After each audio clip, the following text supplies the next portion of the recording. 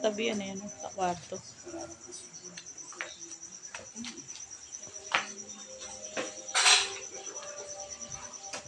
Madilim.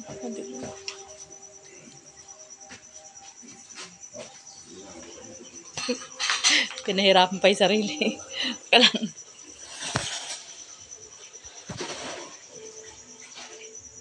Eka lang.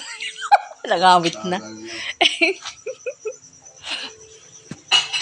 Sige, nagbibideo kasi ako. Kala mo kasi nagpipicture ako eh. Sandali lang. Wait lang, konti na lang.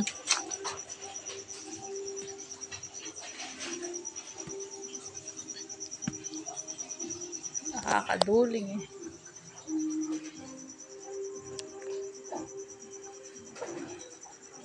Okay.